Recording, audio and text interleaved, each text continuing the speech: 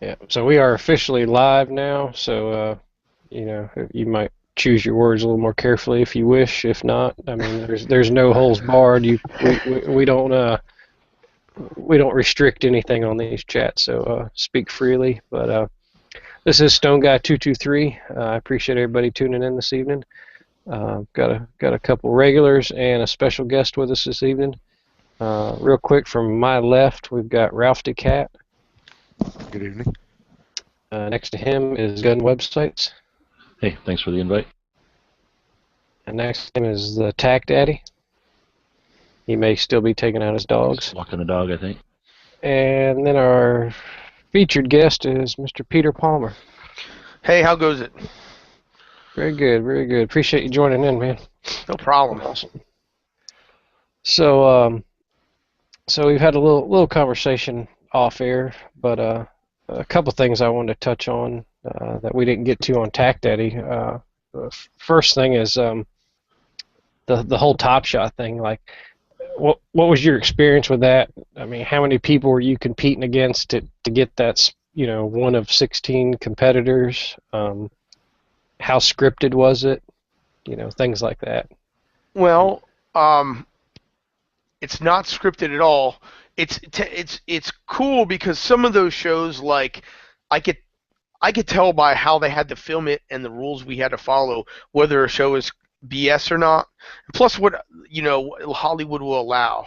There's lawyers everywhere. There's a lawyer like everywhere all the time. They're like, no, we can't do that. No, we can't. You know what I mean? So they're not just gonna let you go willy nilly and do all this other stuff. So, like, for whatever reason, the toe shows, they're like the fakest things ever. They're so fake, it's ridiculous. But since our show was technically a game show where there was a monetary prize at the end, like, they had to be really, really overly realistic, because if they didn't, then you could call, like, hey, the show itself is cheating, and, like, you could sue them for that. So it has to be, like, super duper fair, almost to a fault. So and they don't have to script it because they have like a pretty good science down to how to pick these people. So they start out with thousands of people for the first season at least applied, and then you have they narrow it down to the people they like, and they narrow it down even more, and then from the people they like, about the 250 people they like, then you have to do a bunch of, like, background check stuff. So they eliminate people that shouldn't have firearms or immediately. So you're like, okay, well, this guy is a felon, so he clearly can't be on here, and this other dude is just like a total whack job, like not even like me, just like, we don't, like, he's a liability. We're going to give them guns and have them run around, and so they figure out from these 50 or so people the tropes, and that's kind of like how cool, they kind of do like a thing, and they really figure out who you are, and it's like nuts. And you talk to a psychiatrist and all this stuff, so they know if they put trope 477 in a room with 1,204, because there's about that many of them, that there's going to be, like, and then you instigate a monetary prize, then it's going to be crazy. They're going to fight each other. So they don't really need to. It's even better than that, because they don't have to script it. They just let them go, and it gets crazy. So, I mean, that's why reality shows are so popular in America right now, because there's a science behind it. So, You were season 1, right? mm-hmm. So you guys didn't have any idea of how far it would go, right? Yeah, and actually, and it was because I didn't think anybody would see it. I was totally relaxed when I was competing, because the only other thing that had been like that was like on the Outdoor Network, which really doesn't even count as a cable station. And then, like, you have to ask for it extra, and nobody really watches it, and, so it doesn't have that many people. The History Channel is pretty big as far as cable goes. So I thought it would be on, like, at a weird hour, especially because I had to deal with guns and I had never seen it. So when I was competing, I was totally relaxed, because I thought nobody would ever watch it. I thought it was just gonna be some weird obscure show that just only my friends would see. So, but but when you get there and you're like, because there were some crazy people like in the casting for it, like with the 50, because they took 50 of us to Hollywood and we shot and stuff.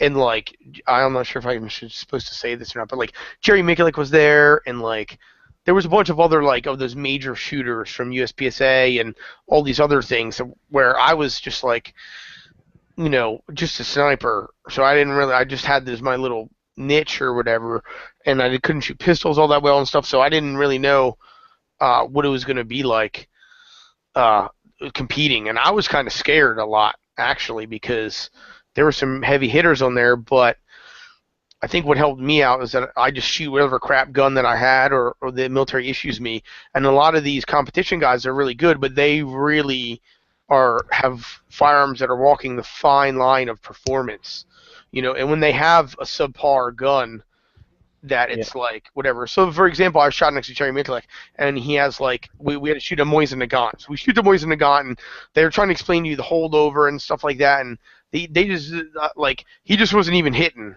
really the target at all. But I was like figuring out how it was supposed to work. If Jerry Miculek's gun wasn't hitting, he's going to figure out how to counter aim. He's going to do all these other things, but you can't do that when 5 rounds or 10 rounds sitting there. So, in some ways I was better than some of these people at the initial shooting thing, and they gave you results, and I was like, wow, that's pretty cool. But I had just beat Jerry Miculek. Yeah, that was great. Yeah, it was the only time ever. But I mean, in his niche, or a lot of the things that he does, he would beat me 99.99 times out of shooting something. But it just so happens, if we have crappy bolt guns and you can't see, then you may not hit the target. And that happened a couple times on the show itself. So some people who are proved over and over again to be really awesome shooters, they just couldn't do it under those circumstances. So, well, what was your favorite challenge of your season? I think of the first season, my favorite was one where you could they had like a handgun or 2 or 3 different rifles, and you'd run up this hill, pick up the handgun, boom, you shoot a balloon that was filled with acetylene with a candle under it. And so you shoot it, boom, it would blow, and you run up, load a rifle, boom, and then you would go load another 3 rifles and a pistol. So that was kind of cool, because it was like the guy before me went and loaded a couple rounds and shot it all at once, only used 1 round per target. So I was like, all right, well, if I only load 1 round, and you had to make the gun safe before you left. So if I only load 1 round in, when I shoot, the gun's going to lock back and be safe. I can set it down and leave. Right, but if I miss, then I have to retake the magazine out and reload it. You know what I mean? So it was betting. You just went all in, and you could set the bar really high, or you could fail miserably and be on the chopping block. So I did it, and I was able to run the course clean and fast, and so everybody else then had to do that. Oh, that's where you had to run up and down the hill, right? Yeah. Oh, that was insane. Yeah, so that was cool. But on All Stars was cool. They put you on that wheel where you spin around, and unless you have that, you'll never be able to do that again. So I kind of thought that was cool, which led me to the zip line one, which unless you have that, you're never going to be able to do that. So those were really awesome. Those things were, it's not really practical necessarily, and it's just kind of cool. That sometimes there's things of it I'm a super practical shooter. I really won't own a gun unless it has a use. My M4 doesn't sit in the safe and not have a scratch on it. My M4 is beat to hell because I use it hog hunting and I throw it around in the truck and everything. Where you look on Instagram and all it is these super pretty M4s, and to me that's like taking a hammer and putting it on the wall and never doing it. Nothing annoys me more than the dudes having M4s that are not a scratch on it. Well, put a piece of tape over their the ejection little flingy thing next to the little piece of block they got there, so it ejects the shells. Brass deflector, yeah. The brass deflector, and they you don't want to get brass on it. Yeah, you don't want to get brass or to be scratched. I'm just dude, whatever. So that's awesome. That's a trip. So, oh shit, I just had. Sorry, I was reading. Well, I have a question about the Top Shot thing. Do you go back and meet up with them, have alumni stuff, I imagine, and yeah, well, some people you're the people from other seasons. Yeah, exactly. Some people you're these people are the bomb, and I always want to be their friends. Chris Sereno, and I like Mike Seeklander, even though we didn't really get along on the show, and Ian Harrison. Those are like, and Blake. I'm in Louisiana right now. I met Blake Miguez on the first season, and I lived in Pennsylvania at the time, and I came down to visit him one weekend, and I was, this place is awesome. I'm moving here, and now I live here, and I go to LSU. So, I mean, it's completely altered my life. That's all. See, I shoot IPSC, and I've got the opportunity to shoot with Blake a couple times at South River in East Alabama. Blake and Dave Savigny. Yep. I shoot with those guys. Yeah. Savigny was on the what you call too. I shot next to him. He was my little shooting partner for the casting. Awesome, yeah. And I know I completely understand what you were saying about the subpar guns, because our race guns are tuned, and you got thousands and thousands of rounds through them, so you know where that bullet's going as soon as you pull the trigger. So it's interesting to take a gun that you've never fired before and put it in your hands and expect them to reproduce that same kind of accuracy. And the thing is they're trying to film a show. Their main purpose is to make money, whatever it is. So, like, sometimes you're like, this isn't really enough practice to make this, reasonable. It's like, you're asking us to do crazy stuff with little ammo. And then sometimes you'll have a competition where it's like, who can get closest to the bull? You get one shot, closest one wins. So it's like you have a gun that can shoot a group that's 5 inches at whatever range, right? It's capable of that. So everybody is shooting, right? You get one round. They were famous for that. So you're like, okay, closest to the bull wins. So you shoot one round. You have to remember, everybody's taking a perfect shot. Right? If the people who miss, who didn't do something perfect, they're out, right? Unless something miracle happened. Then maybe they pulled it to the left just a little, but it just so happens that they're still in the circle, and it just so happened to go high right to make up for the right. So one round does not a marksman make. So like you'll have a 5-inch group, and they'll all be within 5 inches, and you're thinking, well, now it's just by luck. So you have to be good to get in there, but then you have to be lucky. So I would say about 60% of Top Shot is skill to get where you need to be, and the other 40% is just luck where the bullet falls. Now, Ian won that first season, right? Yes. And I don't remember, and just I apologize if I'm way off base here, but I can't remember if it was your season, but I recall a season of Top Shot where someone purposely threw a shot. Yeah, that was George. Was the last season or the second to last season? And like that, he was a big like meathead type Air Force dude. Yeah, and that was right. Awesome. That's and right. It was funny because he was like a jerk the whole time, and it's kind of like, and if you understand people from like Jersey and like people in the military, it would make sense. You know what I mean? Like they're big a-holes, but they're really not. You know what I mean? So like, he threw the shot and let Chris Reed win it pretty much because he knew Chris needed it more than him or whatever it was, and I believe that he threw it. So, but it's kind of up for debate whether he just wanted to get it to be close or what. But he's a better man than me. I would have just slammed it done. I'd have been like, well, you lost. So. But oh, that's great. That's great. So I think that they've already had the like a Top Shot All Stars, right? Yeah, I was on that as well. Okay, that's what I thought. Yeah. So, that was fun because it was by this point they were a little more relaxed with you. Our season they filmed this night and day for everything because they didn't know. And then you watch the show and they only use a little bit of it, and then because they have to explain, like there's just really not that much time during the show. It's only 47 minutes, and then like have to like they constantly re-explain the same stuff, and then whatever. So.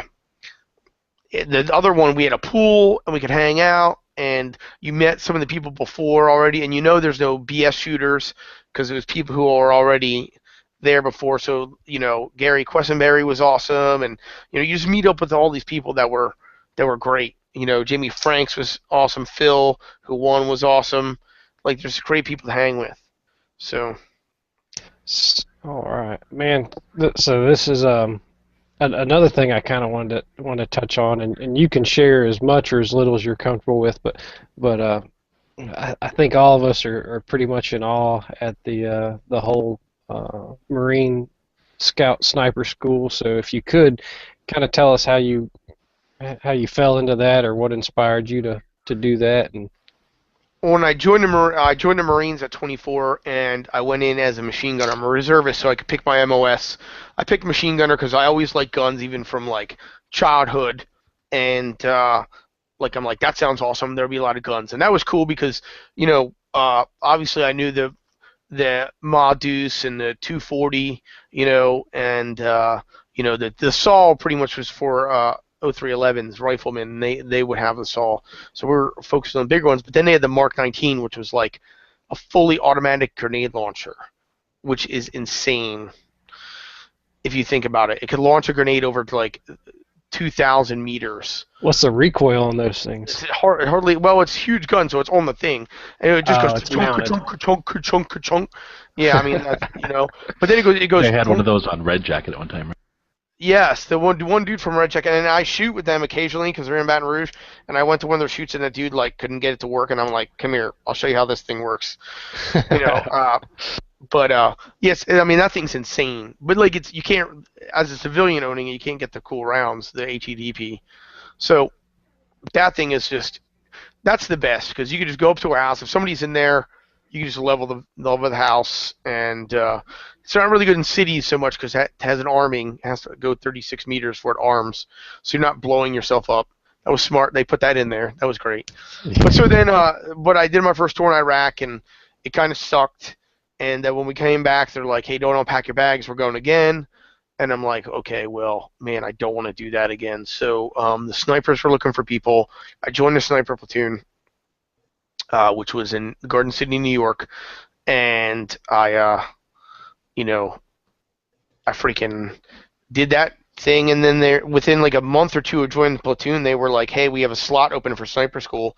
Who wants to go?" Nobody could go, so I went, and I just told my instructor, I'm like, "Listen, I don't know anything about sniping. I don't know all this stuff. I don't know anything. So if I fail, because it has a pretty high fail rate, there was 34 people in my sniper school, and only 12 graduated.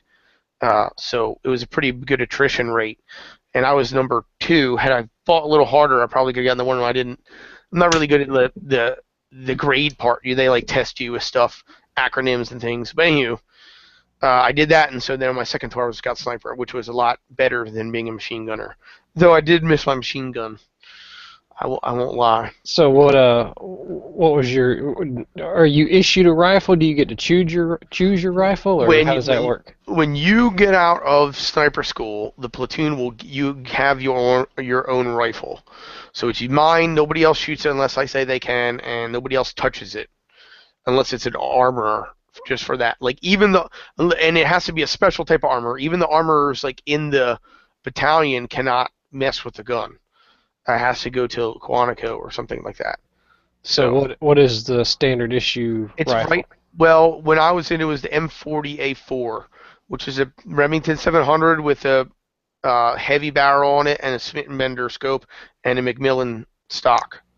And that's a 308, correct? Yep, and then but I didn't ever really like that rifle that much. I mean, because we had the SR25 or the Mark 11 we call it. It's pretty much an AR-10, semi-automatic AR-10 with the same scope and suppressor. So now it's just as accurate. So now I have 20 rounds, semi-automatic, with the scope, but they're harder to come by, and but you would prefer that weapons platform? Yeah, the days of like the bolt action rifle are coming to an end, especially in the military, because it's going to be hard for them to get rid of. But like there's so many rifles out there that are in 308 that are semi-automatic that are good for medium range, shooting, where it would be from like 3 to 600, 800 yards, multiple target engagement. Those things is better than a bolt action gun. And if you need to go get some at close range, you can do that as well. And a lot of these manufacturers are coming out with guns now that are in 300 Win Mag or even 338 Lapua that are semi-automatic. And the days of the precision bolt action rifle are nearing an end here. So I realized it because I did the whole sniper school with the M40, and you're capable of doing all this. And on the last day, they bring out they have an armory full of cool stuff, like a semi-automatic 308 Galil, M79s. Just they just bring out all these cool toys, AKs, everything, and pallets of ammo, and they're like, "You're snipers now. Have at shooting." You're like, "Woohoo, yeah!" And it was that day where I realized that I got on the SR-25 for the first time, and I had the same scope, so it was very familiar, and I didn't know any dopes for it, so I zeroed at 100, and I used my dopes from my M40, even though the barrel was shorter, and I was able to hit still easily from out to 800 yards. And I'm like, well, why would I ever want an M40 now that they have this? I mean, it's obsolete. So Oh yeah. Now, what's your favorite rifle caliber? I mean, do you stick with the 308 or? Well, depending. I say mission drives the gear. So people are like, "What's your favorite whatever?" It's like, "What is my mission?" And then I'll tell you what my favorite caliber is. Touche. Yeah. So, if that's kind of where it is, and that's why you have access to different firearms in the thing. So I would say 5.56 is really great. It's plentiful, it's out there. It does its job. People try and say, well, 300 blackout's better, 6.8 or whatever. But if I'm not going to marginally get better and go to 6.8, it's stupid, and lose 5 rounds. If 5.56 is not enough, then I'm going to 308. If that's what my mission dictates. If I'm hunting, right. Something that those ranges or dictates that. I like it because it's kind of crappy ballistically, right? So when you start on it, it's like the wind blows it all around. It's like lobbing. It's really not all that great compared to a lot of modern calibers. So if you cut your teeth on the 308 and then you go to something that's better, like a 260 or a there's a whole ton of calibers that are better ballistically than the 308. But if you can master 308 and then you go to those, then you're like going to be a super ninja when you go on those other guns. So I like 308 because of that. And in the hunting world or tactical world, you have these gimmick calibers. Like in hunting world, there's so many 307mm mag, all these other things. Shot placement is paramount. And if I could afford more 308 for the cost of some 7mm mag, then I'm more likely to get shots on target. If you extend your range, right? If you think of a circle, the area of a circle, if I only have a 200-yard range, then I have, pi r squared. That's the area, right? So the radius is squared. So if my radius is now 400 yards, well, actually, yeah, my radius would be 400 yards if I doubled my range. So now I have a hunting rifle that I'm comfortable taking 400-yard targets with, or a battle rifle. Now my range has gone up like exponentially. The amount of area that I can now engage a target at. So right, that makes lots of sense. So what would you consider the most difficult thing of sniper school?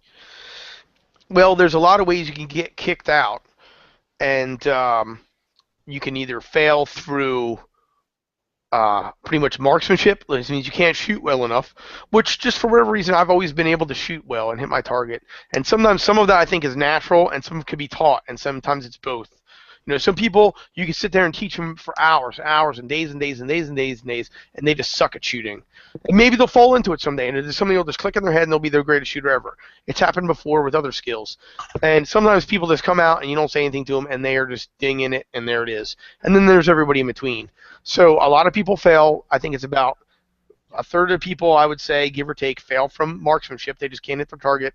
The other one, they have something called observation, which is like, in essence, like a seek and find, where the skill where you go out, they have a box with like 80 or 90 like items in there, and which are familiar military type items. Could be a piece of rank, could be the front sight of a AR, it could be the buttstock of an AK, whatever it is. They're all in this an RPG. All of these things, and then they hide them like in the woods, and they set up, and so you have to run out there and you look through your spotting scopes to see if you could find all these things.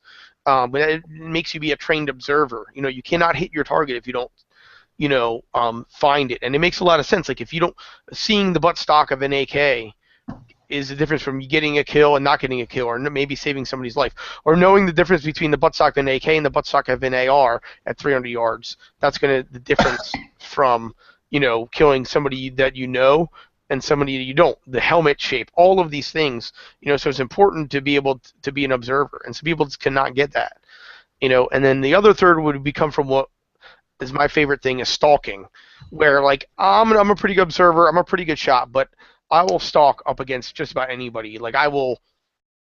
That's where, in essence, they put you. One of the better examples is clear and present danger, where they have like your scout snipers instructors are out there with really good optics looking for you, and there's other instructors with radios and a stick, and they follow you along, and then if you hit a bush and they see it or they see you, then they stop them and they try to walk the guy onto you, talking about where you are, and so you have to walk. They start you at maybe like over 1,000 yards away from where you're going to have to set up. You have to get within 200 yards of the target. And they're on top of a vehicle. So then you have to sneak there, not get lost, and not be seen, set up your location, right? Camouflage it all, get on target, shoot a blank at them, right? Then they put a walker near you, that's the other guy with a radio, then within 10 feet of you, so you could be 10 feet to the left, 10 feet to the right, or standing on top of you. Then they get a chance to find you. So if you shoot and they're not looking immediately at you, and the guy comes near you, and they're like, oh, he's right there, then you lost. Then you have to, so they get 3 times to find you. If they can't find you, then you shoot again while they're looking at you. Then if they don't find you then, they have another 3 chances to walk on you. And then you win. But you also have to identify them, so you can't just like shoot into the ground. They hold up a sign, and you have to identify, like it's a question mark or whatever it is, a number, so they put it on top of the things. You have to see them. So that's pretty difficult to do, and that's where I would say most people fail. That is the hardest skill to do, and I kind of have it worked out to a special way I like to do it, and everybody does it different, and I could always usually get there first, and I could always score 100. Once the practices were over and was all in there, I was unstoppable. How similar is it, or dissimilar to like the Army's version, or? I'm not familiar with theirs, but I'm sure it's comparable or maybe even. But different schools. You guys didn't train together. No, different schools completely. The Marine Corps has 4 schools. There's one in California, there's one in Virginia, there's one in North Carolina where I went, and there's one in Hawaii. So, and they only produce about 12 snipers per class. So, and there's only 4 classes per year. So that's about 200 snipers a year. That's it. That's all they make in the Marines. So when you meet a sniper, there could be tons of people in the sniper platoon, but so for the last 10 years, there's only been 2,000 snipers made in the Marines, so they're not as prevalent as I see.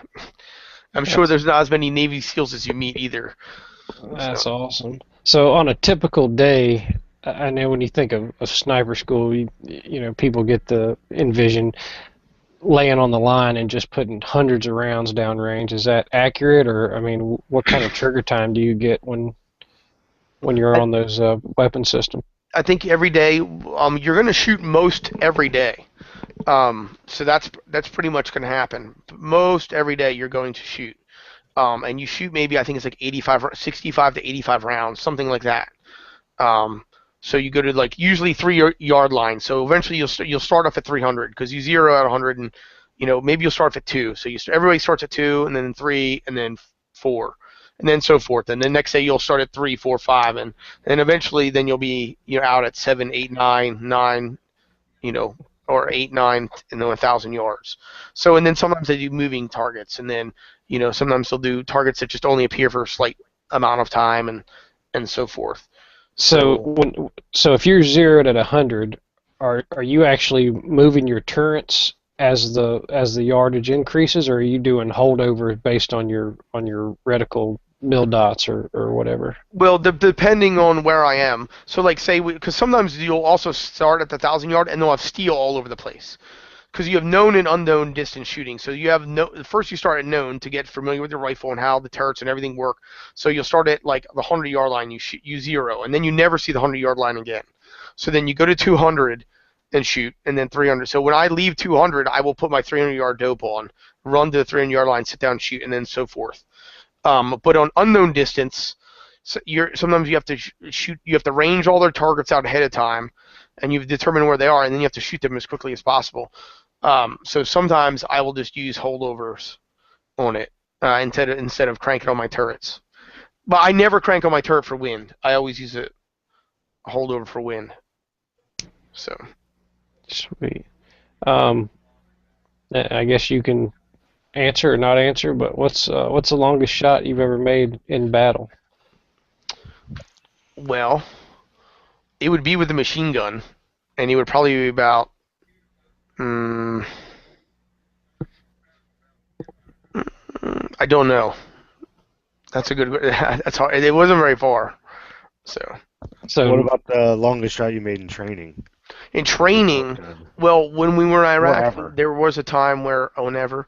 Well, when we were shooting the 50, they did have a target out there that was at about 2,000 meters. We ranged it to be about just a little over 2,000 meters.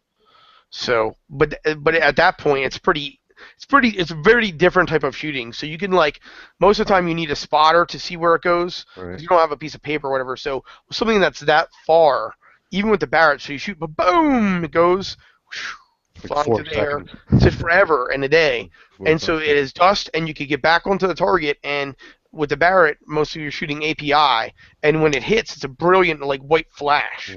So you can see, even if it hits like sand or something, it'll flash sometimes. So you can see exactly where you're hitting, and you can kind of walk yourself on a lot easier than you shoot, put your target back on where you need to go, and you can see where your bullets are hitting, and then you can Kentucky windage it, or you could crank your turrets if you wanted back onto the target. So, but on Top Shot we did a mile long shot, which Jamie Franks hit on one shot. Actually took me a while. See, most people just shot on the show and saw where it landed and adjusted. Well, I kind of got greedy and I did my sniper math in my head best I could, and I was so close to the target that I couldn't see any impacts from in the dirt because it was going through the black part of the target and into the background.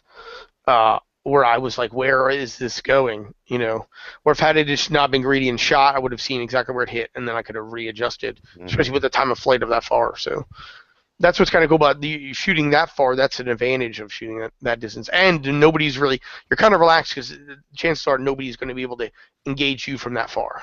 Sure. that's awesome. So another thing I wanted to cover.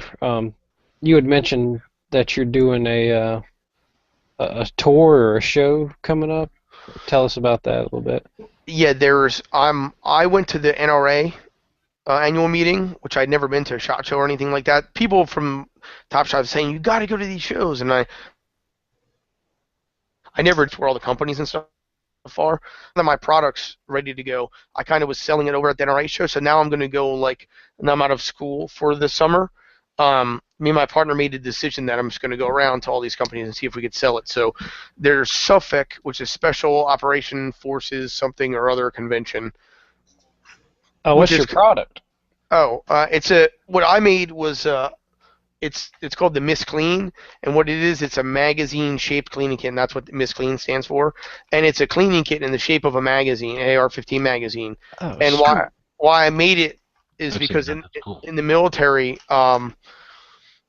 when I joined, we all had the M4 buttstocks, but it changed to we had the A4 buttstocks or whatever it is, the old school A2 buttstocks, where it had that's where your cleaning kit went in the buttstock. Well, we all got M4s, and now you lost that storage space for your cleaning kit, right? And now everybody's going to M4, so that stock is gone for the most part. So I noticed that Marines stopped carrying CLP with them because if you put it in the crappy pouch they gave you from Vietnam, then it would smash in the little 5-cent bottle they gave you and get all over your gear. So people just stopped carrying it, because it wasn't worth it. And so they stopped cleaning their firearms, and the rods would get bent because it was a soft pouch.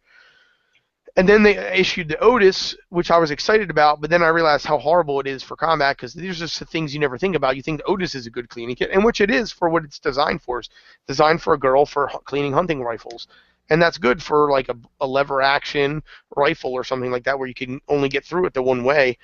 But if you have a mud in your barrel, or you have, you know, if you open that in combat, there's little unzip Stuck that, those little cartridge or something. piece, yeah, those little pieces are going to fly all over the place. And the same thing, it's a soft pouch with a cheap bottle of lube in it that's going to get all over the place.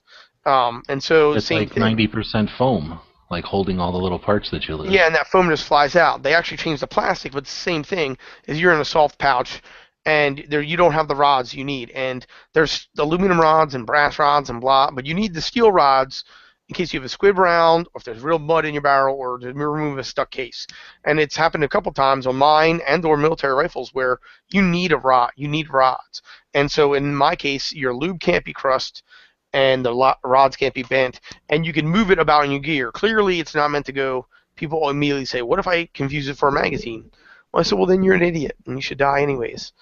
Because why would you put this in your magazines? That's stupid. Like, hopefully, people are dumb enough to put this amongst their actual magazines are not carrying assault rifles around the world. All right, that's my, whatever it is. So, the idea is you could put this on the back of your flak or your plate carrier where that real estate isn't really used, and when you put your pack on, you take it so it doesn't dig into your back like the Otis kit would, or anything else you have back there. You could take it out and then stick it into your pack, or on a pouch on the back of your pack, so you can move it about. So it's really clearly designed for military, but it kind of will also work in law enforcement and in civilian world. You could throw this in your shooting bag, or you could throw this in your some officers I know have like their thing in a case in the back. Right. So you could throw it in there with them. And dude, that's brilliant. I got to get one of those. yeah, well, where I'm selling them. So yeah.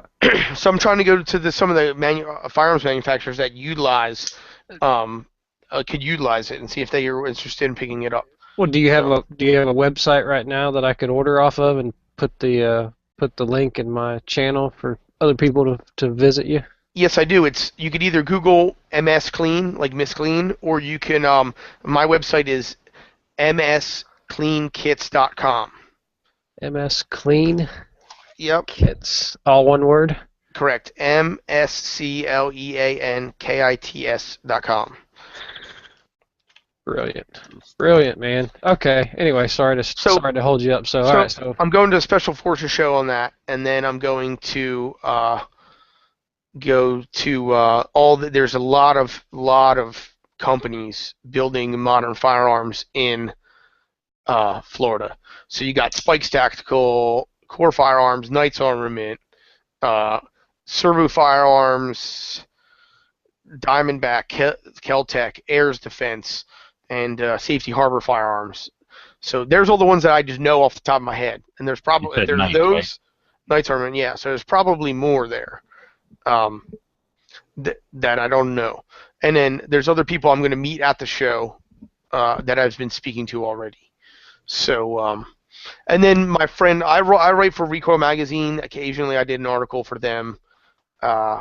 And then my friend, who's a writer for Recoil Magazine and Breach Bang Clear, he's going to meet me there. And I'm meeting up with Hank Strange, who runs a YouTube channel, and we're going to go on like a tour de force of the show and all these companies, and they're going to get some, and we're going to shoot some guns here and there and do a bunch of things. But my main purpose is to convince people of this kit here and that it's viable. So it's priced cheaper than Otis kits, ever so slightly cheaper. I'm trying to compete with them. Pretty much that's my competition. And what's MSRP? The MSRP on the kit itself is $38, but you can get them for a lot of places. They're going for the map is $35, so a lot of places have them for $35.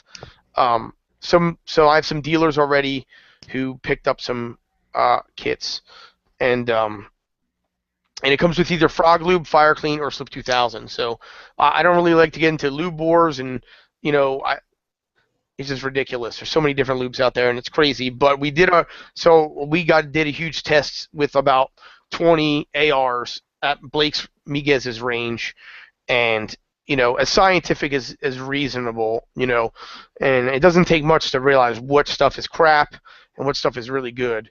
And I chose they're all kind of different. So I tried to cover the gamut and use the best quality of those.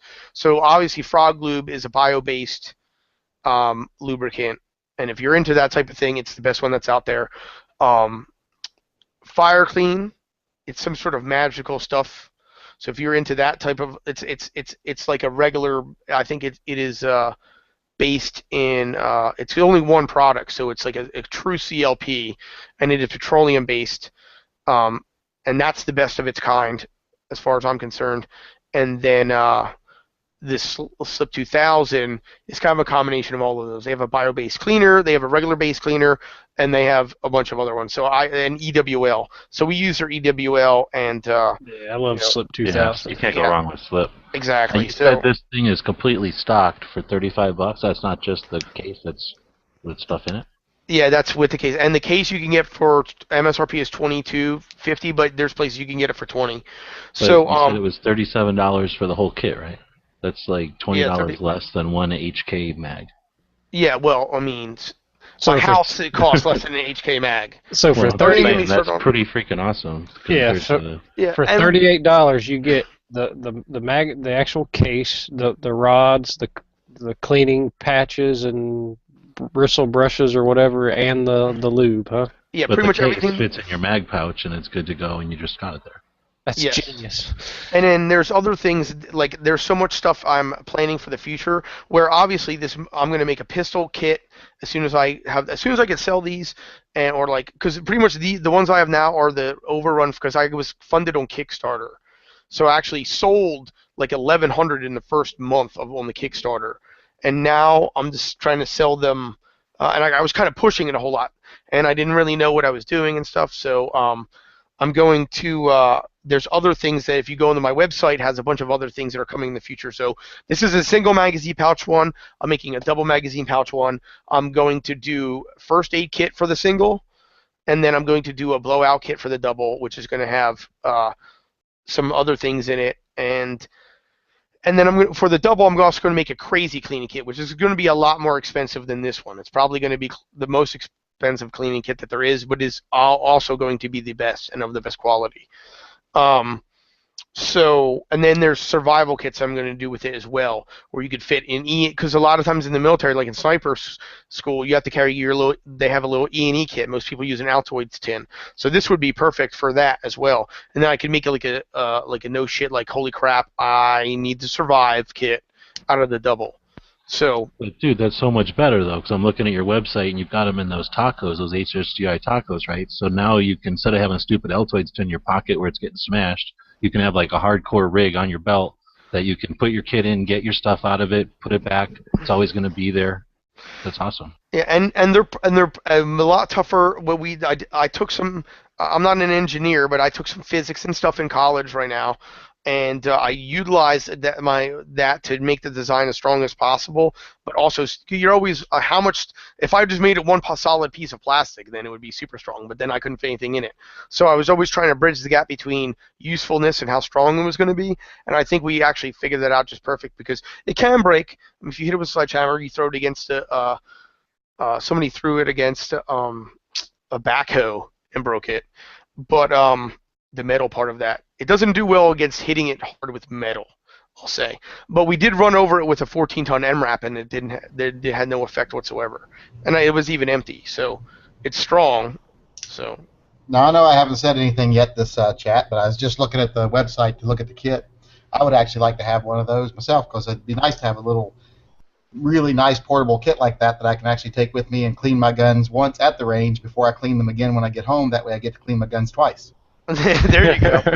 And that's really what it's designed to be. Some people criticize it because it doesn't have this, that, and the other thing. You're limited with space, and it's really designed to be a field cleaning kit. Like everything the bare basics you need to get your gun running in a field environment, because that's where, I saw the need for it when I was in the military.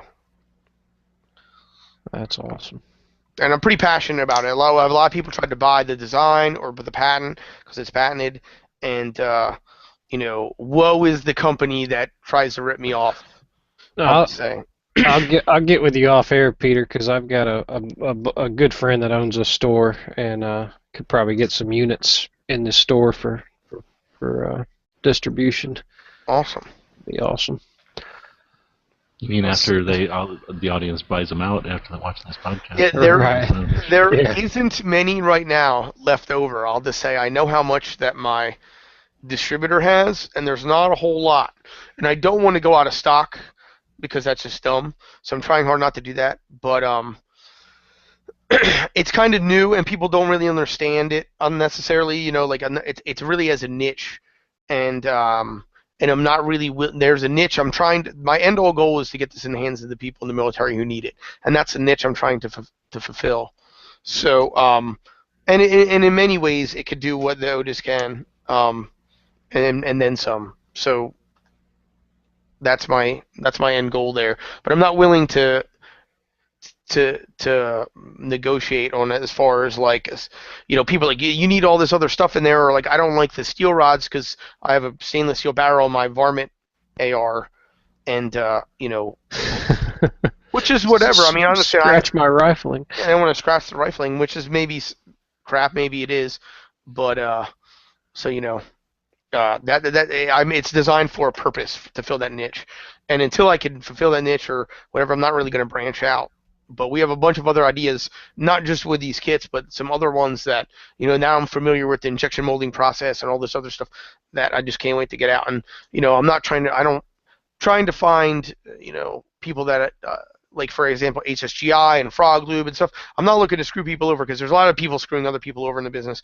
I'm looking to find people that I could have a symbiotic relationship with, that we could everybody benefits, the customer, that company, my company, that they don't that we can provide a good product, and nobody screws anybody over, and then we're not in competition with, and to provide great things out there. So I think that we found that with Multitasker, ultimately we're going to provide those tools because they're not cheap, but they're the best that are out there right now. And so we have loose partnerships with a bunch of different companies, looking to provide, slip. You can't say bad stuff about Slip 2000, Fire Clean, or Frog Lube. They're successful, and I'm not really taking a part of their market share at all. So That's the coolest thing I've seen in a while. yeah, and I'm trying to take that and go on and make better other things that and I think it needs to happen because you'll see a lot of people say, oh, the modern sporting rifle and stuff like that. Really, that's one way to put it, but really it's the military, America's military rifle, and that's where it started, and that's what made it so popular, and that's why everybody wants one, not because of any other reason necessarily. It is good in all these other roles, but this is where it comes from. I hesitate to say tactical side of things. The people want it because the Marines use it. I mean, people love that ACOG model because the Marines use it, even though there's ACOG models out there that I would consider better or more useful in certain scenarios and things like that. So, but there needs to be more people in the military designing these things because they know the needs of the military. You would look at this and be like, why do I need this? And the reasons I brought up to you, you would never think of if you weren't there. And it's just not to slam civilians. It's just that, unless you go through it, sometimes it's difficult to understand the reasons why we want certain things or what the needs are of certain things. It's just I don't think it's clearly understood because I don't think military people necessarily want to talk about it all the time. And so there's a lot of people I see, like my friend made the grip stop, which is like an AR angled foregrip type thing.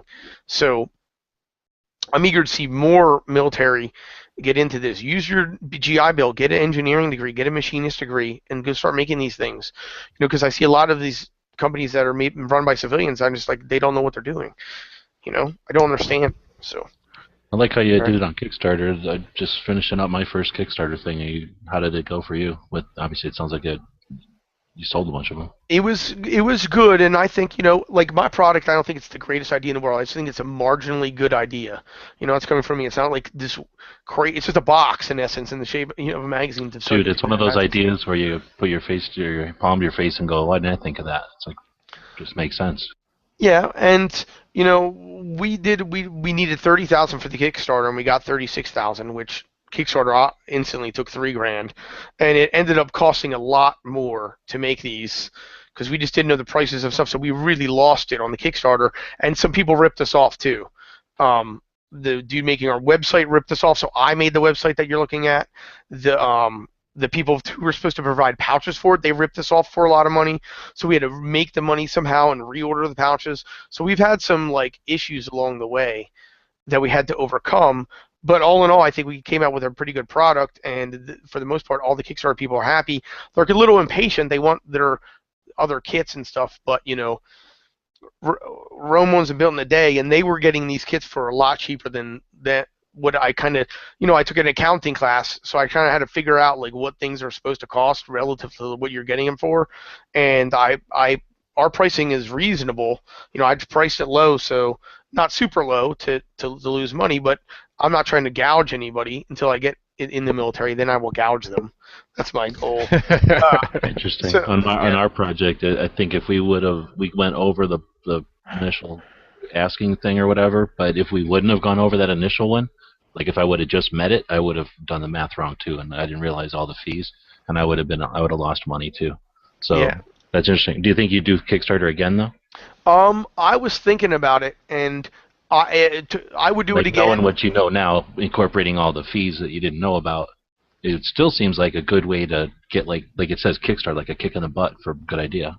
I would do it. I would do it a lot differently. We just gave everybody all these different options, and it was like, wow, that really made it a pain. And we even did a thing where it's like, okay, we'll send you the one kit now, and then if we make ones of different colors, because we thought like, well, maybe nobody will buy it because then they'll know we're going to come out with a different color eventually, and then they'll want that. So my partner was like, all right, well now we'll send you this one in a couple months later when we make different colors. So now we have to actually come up with different colors, and then we have to ship them out again. So their shipping costs are doubled on some of the funds, and that was something we didn't anticipate, and it was just like I just take out student loans and I just put it in the company. Take out student loans, put it in the company. It's just, luckily I'm on the GI Bill, and I'm a plumber, and there's other ways I can make income, so I mean, I'm not living I'm eating hot dogs. My rent is $4.50. This couch was $6. Somebody gave me this headset, so.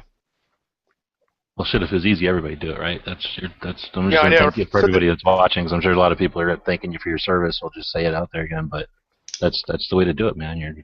That sounds cool. I mean, that's the way companies start. And it's going to be a bad day if somebody makes like this, because in theory, I have a patent and everything, but if a big company wanted to just make this identical, I don't have the lawyers to fight them or whatever like this. So, but in essence, you're stealing like what could be vast sums of money from me.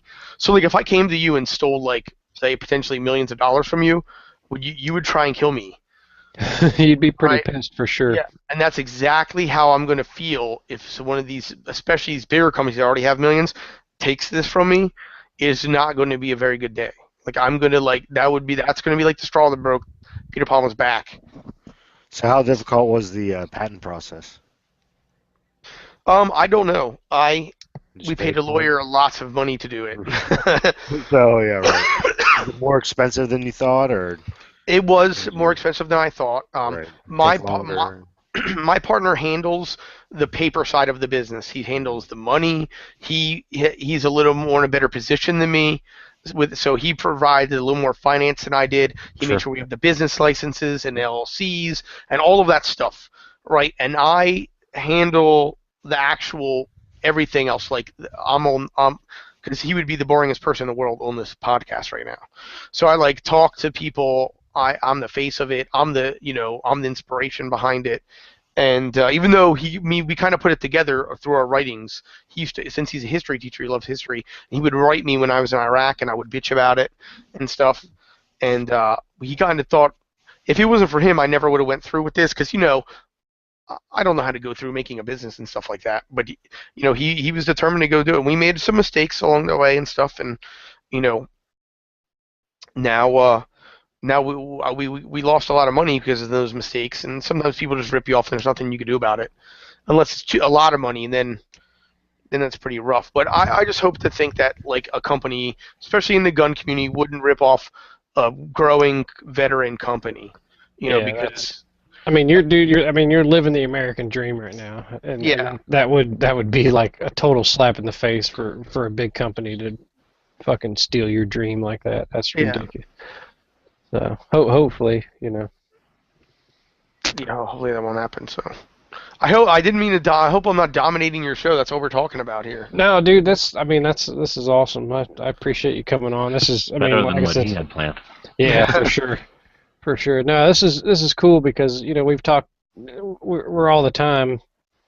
There's some of us that are been in the military, law enforcement, things like that. But it's always good to get a new perspective from some people. They hear us all the time, so it's really cool to have new blood, so to speak. And there's so many. The thing is, there's so many opinions out there in the gun world, and I'm opinionated too. And it really and people have so much passion in it, and so they have passions, and people have emotional attachments to their firearms. Like it's a living creature. People will actually have that. So you just gotta That's why I don't go on the internet very much because it's the anarchy of fighting on there. But sometimes it's good to listen to those people because they may come up with a valid opinion on some stuff. But All right, so and another real quick, I'm gonna wrap it up here shortly. But one thing that was a pretty fresh topic that we were like, damn, I wish I had like a real life soldier here to pose the question to, and that was about body armor. We kind of had a big debate the other night about the advantages, disadvantages of body armor. body armor. Yeah, I mean, this is something that I've actually discussed a lot. You want my? Is it you're asking my opinion? Is that what you're Yes, saying? sir. Yes, sir. What do you Well, think? there's two schools of thought you could look at it. You could look at when it is your time, it is your time, and there's nothing you could do about it. And there's another one where it's like you don't want to tempt fate. You know what I mean? Where the good example, and a lot of people reference this, is the dude in Black Hawk Down, and this is what started a lot of this. The guy was like, "I'm not gonna need that. It's only one night," and then he gets shot in the back, magically or whatever. Like whether that actual thing was said and spoken and happened is, I'm sure there's people that know, and you could chime on and be like, "My friend was there, and it did or it didn't, whatever." I'm not here to argue that point, but the hardest thing to do is hit a moving target. And the more body armor you have on you, the harder it is to move, right? But then that being said, sometimes you don't have a choice. You can't move. You're either pinned down, or there's fragmentation everywhere, or you're in a vehicle. So I've seen people get hit in the sappy and it saved their life, and I've seen people get shot in the throat and die. You know what I mean? Right above their sappy. So it's like a trade-off on anything else. What is the mission? What am I going to do? The gear drives the mission.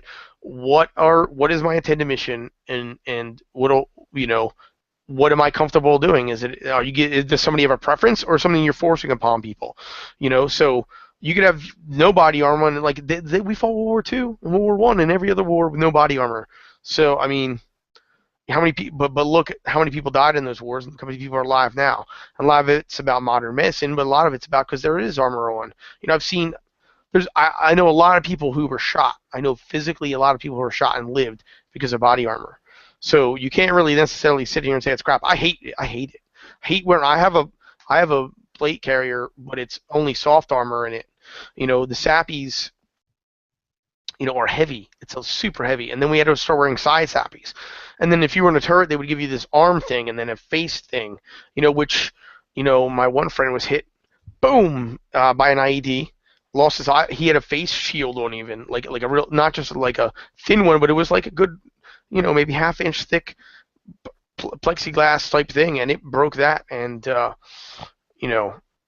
he still lost his eyeball. So it's really just depends what's your mission, and then it's really up to you. Do you want to, if it's in the military, it usually has to be standardized, and they got slammed a lot for not giving them enough body armor. So now now you're like a giant walking robot, and you can't really accomplish the mission. So it's like, the mission's important. You're in the military, you have to get the job and the mission accomplished. And you don't want to just throw people in as in cannon fodder. But if it's preventing you from getting your mission accomplished, then you're literally you can't accomplish your mission. Now you're just there for no reason, being shot at. and you could still die even if you have the body armor on. So, let us accomplish the mission. And if that means you have to drop some body armor, then there you go. But or figure some other way out, some other way to do it. There's tons of inventions out there, and that's what they do. So that's kind of where the take is on it. What were some of the other takes that they had? Well, what's on the flip side? We did we talked about kind of civilian body armor, like body armor, Like as a priority in your shit hit the fan or your bug out gear kind of deal. in your preparations for something. Would you throw armor? Where would you rank it amongst other items? I have a pretty good bug out bag. I have a gunslinger that's loaded to the brim where I could I call it an inch bag. It's not really I'm bugging out. It's like the world's coming to an end and I'm never gonna need this. The world's never gonna be the same. Whether it's nuclear or like a asteroid hit or something giant catastrophic. EMP goes off and you never know if it's gonna come back. But body armor would definitely be something epic because even a small shot to the chest with no medical attention imminent is death. You know what I mean? So, but that's why I'm not in Iraq anymore. So the most of the weapons you'll see in America are handguns or shotguns. There are some rifles out there, yes. So I choose not to wear sappies because mine protects me yet still lets me be mobile. It's a place where I could actually put my ammunition and carry it. So the sappies really start to get heavy. I don't have AR-500 armor in there either. So Right, I think so that's a good happy medium. So you're talking like a level 3A soft body armor. Correct. So if you get shot with a handgun or shotgun, it'll stop it. If you get shot with a rifle, Sappy's only protecting this little bit of area from that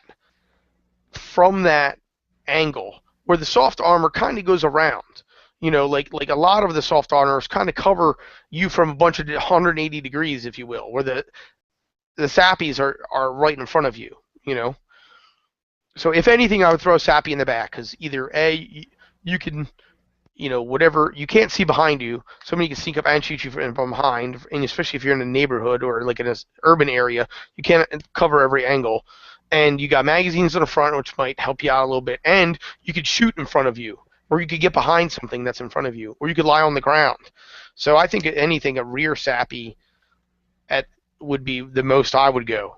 But that's just one man's opinion. So. Nice. All right.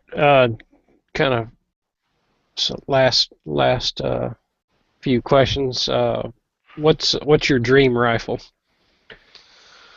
My dream rifle is going to be a Scar 17S with most of the rails taken off, suppressed with a Mini 7 or an SDN6.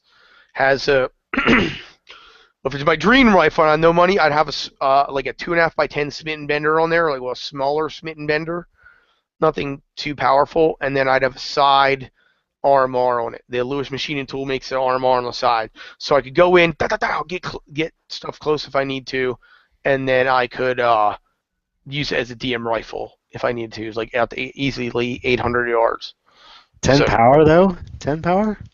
That's way more than enough. Yeah, that's the original. Some of the original sniper rifles were just fixed 10s, weren't they? Yeah, well, but I like the 2.5x10 because you can crank it down 2.5, and you can kind of you could shoot out 100, 200, 300 yards very easily. Like, what is that? I zero my guns at 200 yards, so anything from 250 in is dead to rights if I put my crosshairs on it.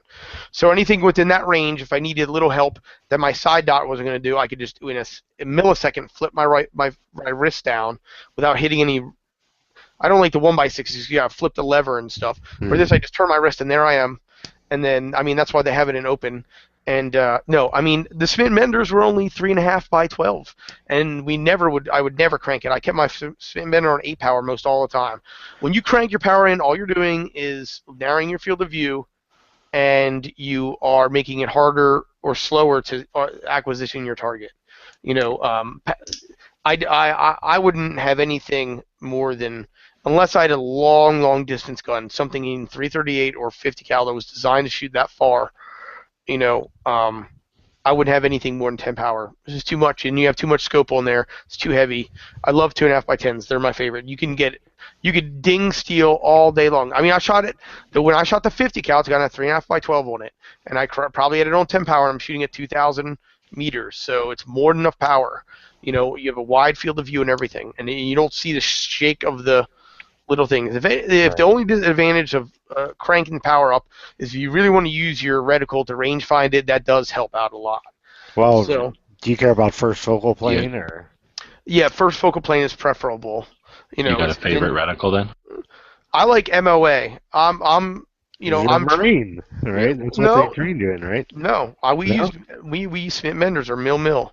So I know mills, but I mean, if I know, well, I could do as long as it's mill or MOA. I don't really care. But I prefer MOA because I know how long a foot is. I know the average. So I could look at that window and say, oh, that window is a 30-inch window. Because I work construction, right? So then I could range find with it. So it's the math when you're range finding is 10 times easier. It's size of target in inches divided by size of target in MOA, and there you go. Where if you're using mills, it's size of target in inches divided by 17.27, 2.7. So it's stupid, yeah, crazy. So why? I mean, unless you're familiar with centimeter, Canadian. The only reason you even like mills or you have mill, the only reason people even talk about it, the only reason you even know what it exists is because Americans couldn't make scopes for years and years and years and years. So we were using European scopes, which had mill radians in there. So people think, oh, I prefer mill. You only prefer mill because Americans can't make scopes. That's why. And then the Europeans were like, we're not offering that reticle. You're an idiot. So, all right, if my guys are watching it, listen to this later, they're going to get mad if I don't ask you your opinion on Horus reticles. I don't prefer them, but I can remove my emotions. I dislike them. However, they are very useful. They're very good. They're kind of busy. It's kind of like shooting through a piece of graph paper sometimes. But I could see it's really cool. You can kind of just blam, shoot, and you're like, and if you could get you get your reticle back on target for it hits, and you could see it, bam, I hit right there. Then you just put that right wherever it was, boom, and then you're done. So I could see the advantages to it. I just prefer it the other way. I always kind of thought, like, if you're really trying to differentiate targets at range, that's a lot of mess in there that you got to deal with. That process worked for like 2 world wars, right? Yeah, and even on yeah, exactly. Well, those were the worst because I had a bolt action Nagant with the scope thing, and I said, dude, how did they hit anything? Like, some of the crap is bull crap when you see it. But Carlos Hathcock is full of shit. There's no way. My equipment was 10 times his equipment, and his equipment just isn't capable of doing the things he said he did. So it didn't happen. It's bullshit. Dude's a poser. I call it. And a bunch of snipers will. But how much did you pay him to say that, Stone Guy? No, that's gold. He's bullshit. But Chuck Mohini, who was the bomb, who got more kills than him, he literally went out and did what he did, and he went home and didn't say shit to anybody. He didn't say shit. Nobody even knew he existed until some dude wrote a book in like 80-something and said, hey, man, the dude I relieved, he has like 103 kills. People freaked out. And then finally they researched and found that was true, and it was this dude. And then he didn't even want to come out and say anything for a while. And that's how you know he's real. Meanwhile, Hathcock's like, yeah, I killed my dudes, and then I went down with a feather and put it on. Fucking bullshit, dude. No, bullshit. I call bullshit all the time. I shot a dude off a bicycle at 2,500 meters over the Barrett 50 cal that I taped the scope to the top of. Bullshit, dude. Bullshit. I call bullshit. Oh, that's okay. So along the same line of questioning here, I'm always curious because there's so many different thoughts, on where to sight in or where to zero your optic. First off, I want to talk about an actual reticle optic, and then a red dot optic. In your opinion, your experience, where would you recommend zeroing an optic and then a red dot? Well, I'll tell you what not to do. I would never do a 100-yard zero. All right, let's get that out of the way. All right, Now, I'm going to try to make this short and make it last. So I would say either a 200 or 300 yard zero, depending on how it works. I prefer 200. If you look at the ballistics of now, there are a lot of things. Here's what really goes into it: height of optic above the bore, that matters a lot. So usually it's between 1.5 and 2 inches, and then obviously your caliber and powder charge and all that stuff. But within this range, if you zero at 50 for 5.56, 308, most calibers, right? Unless you get something super crazy fast or super crazy slow. If you zero at 50, it's going to be obviously if you're 2 inches high, if your scope is 2 inches above your bore, if you put something on somebody's chest and you put the reticle in there, it's going to shoot 2 inches low. The round is, if you don't believe me, guys, mess around with your ballistic calculators. This is how I figured out how I wanted my zero. It'll come up to 50 and zero at about 50 yards. So if you zero at 50, it's going to zero there. Then the round will climb, kind of climbing. You shot it up at an angle, so it's going to go up. It's going to reach its max or at about 100-ish, where it's going to be about 2 inches high. And then it's going to fall, quote unquote, back down through your line of sight again at 200 yards. Right, and then at about 250, it will probably be around 2 inches low. Now, this is all give or take a half an inch. So you might be 2.5 inches high. You may be an inch and a half low, or you know what I mean. So pretty much if you put your reticle on something, if you have a 200-yard zero and something is between 250 yards and 0 yards to you, and you put the reticle on the center of it, you will be never more than 2 inches high or 2 inches low. And you don't have to mess with your turrets at all. And then you can learn your adjustments out there. Now, if you want to shoot super accurate at 100, then you're going to have to know your adjustment for that. And if you have a zero stop, then you're going to have to use a holdover or figure something out. So like if you only have a 100-yard range, then you could shoot and zero 2 inches high. And having a ballistic calculator is great when it comes to that. So that's what I recommend people zero everything at. 200 yards. That way, if it's 250 and in, which is like a range where most people are comfortable at shooting at something, right? You just put your target on your reticle on it and you rage. Now, a 300-yard zero is going to be a little different. It's about 36 yards and it's about 300. But your max order is about now at like 175 and it's about 3 or 4 inches high. So now when you're shooting, you're going to be low, 2 inches low at up until 36 when it crosses your sights. Then you're going to be about 3 or 4 inches high at 175, and then you're going to fall back down at 300, and maybe at 325 you'll be about 2 inches or 3 inches low. So if you only care about, like, that's why the military does it. They're like, okay, listen, they did a study. They're like, most people aren't shooting. That's why the sights are like that on a lot of guns. Most people aren't shooting targets that far out. Either you don't have the opportunity to see them, it's too difficult to hit them, or you can't identify whether they're yours. Unless you have a visible magnified optic, you cannot tell if somebody is yours, your friend, or your foe, especially if they're in the German uniform or American uniform. At 300 yards, it's very difficult. So you're not going to engage them. So you're shooting at between those ranges. So they just say if you do 300-yard zero and you just put it center mass, you're probably going to hit them. Plus, you have to remember they're moving, you're moving, and all this other crap goes into it. So I would say a 200-yard zero is my favorite, or 300-yard zero if you don't like that. But never 100 because 100 now. Okay, so now it crosses your path at like 10 yards. Comes up a little, and then goes down to 100, and then just keeps falling and falling and falling. So at 200, you're probably 4 inches low, and it just keeps getting worse from there. Does it make sense? What I'm saying? Okay. Yeah, definitely. And so the optic really doesn't matter whether it's a reticle or iron sights or red dot. Yeah. Okay. I would do it all there. So that way, 250 and in, they're dead to rights. And then if you have a magnified optic, then hopefully it has a BDC. Or now the difference being if you have an ACOG, that BDC is linked to be depending on which ACOG you have. I like the TA33, which is designed to be zeroed at 50 and 200 yards, and then there's a post at 3, 4, 5, 6. Some of them, like the 31, which is the 4-power one that the Marines have, the tip of the chevron is 100, and the underneath is 2. Which means you're obscuring your target. I hate that one. So unless your gun has a BDC that's designed to be zeroed at a certain range, then that's how I would do it. That would be the only caveat to that. Is if it's designed to be zeroed at 100, then you have to do it so your BDC makes sense.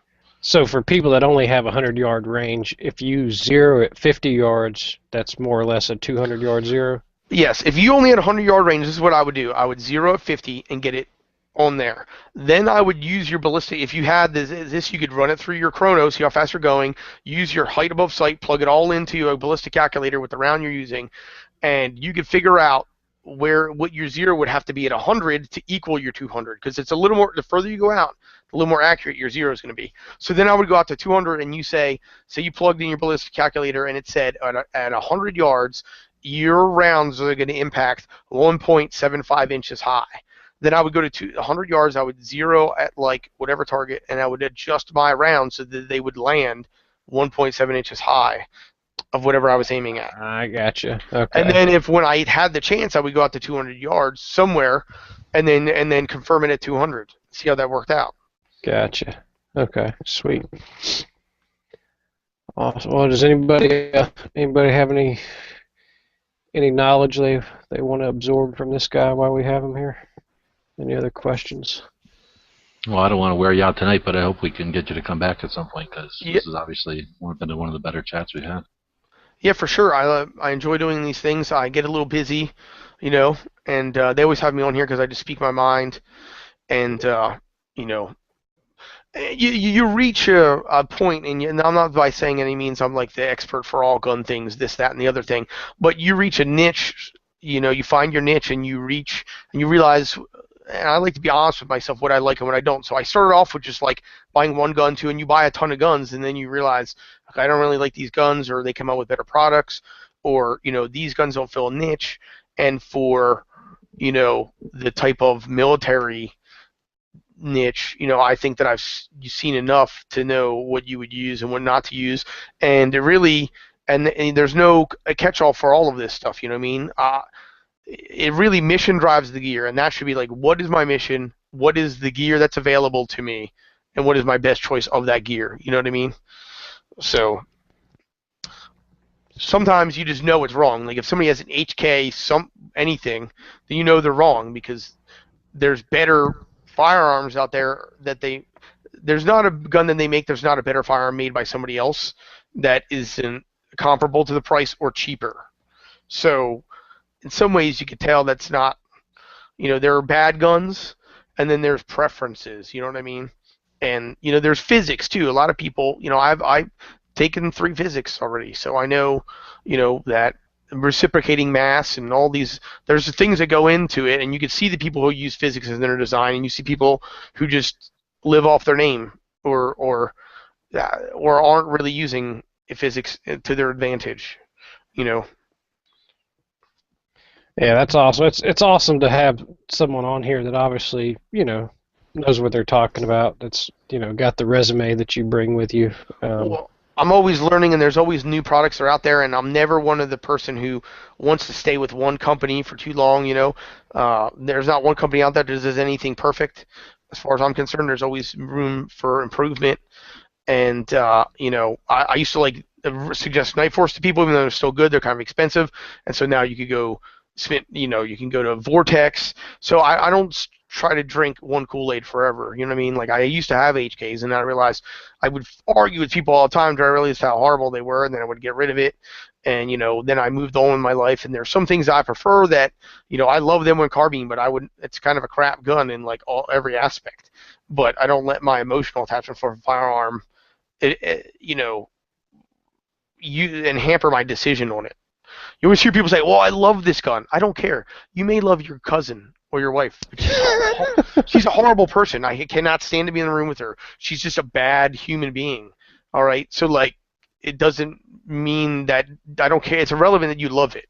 Or some say it shoots well. Like, what does that even mean? Like, what does that mean? Like, you hear these reviewers, well, I love this gun. It just shoots really well, and now we had a great time with it today. You literally told me nothing. You gave me no reasons why the advantage of this gun compared to the competitors. So that's why I like to hear the objective facts. There's a lot of opinions out there, but and I have some of my own, but you cannot dispute physics and facts. So I try to do that. Or experience. It's hard to dispute that as well. Yeah.